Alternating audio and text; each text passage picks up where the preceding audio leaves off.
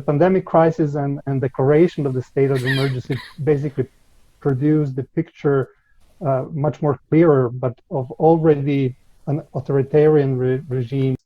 Curbing individual freedoms, continuation of the assault on the media, the adoption of tailor-made laws for personal gain through a rule of decree obtained from a rubber stamp parliament deciding to relinquish its own powers of oversight in many cases. And the pandemic and resulting emergency acts have a direct influence on the slowdown of reforms or slowdown of democratic principles, and to what extent also the principle of proportionality was violated.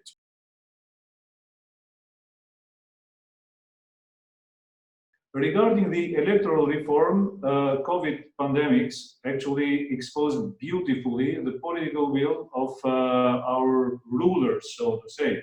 While executive branch was displaced almost, factually from the government building to the building of the president. Judiciary supremacy of executive power over legislative power, and further centralization of political power in the hands of president will be the result of the forthcoming elections. State of emergency was declared by the president because we've been without an operating parliament since the 3rd of January. So problems with governance in the justice reform, which in Albania concerns the vetting process, the establishment of new institutions, and the strengthening of their functioning.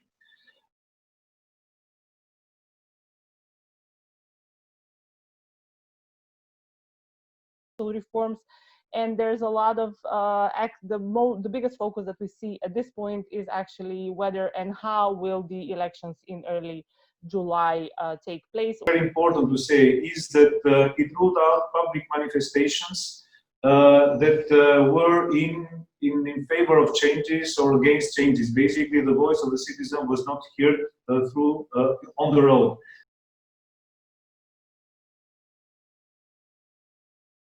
Has taken actually a very leading role on a number of measures when it comes to the EU member states, but also Western Balkans, because now and by the time of the Zagreb summit, that was already clear that the region was very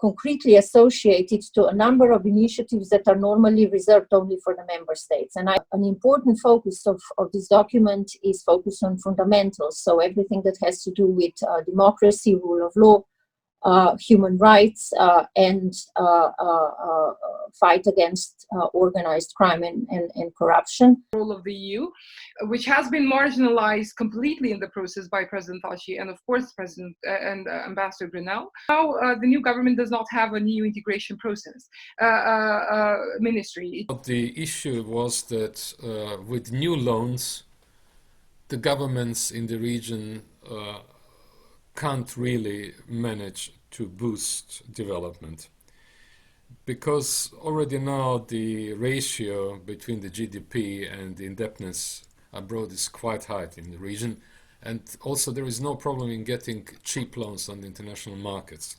The issue is whether the Commission is going to increase the amount of grants for the region.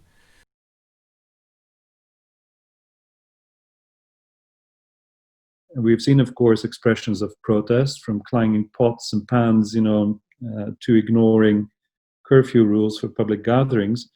But to my mind, this does not automatically translate into electoral damage.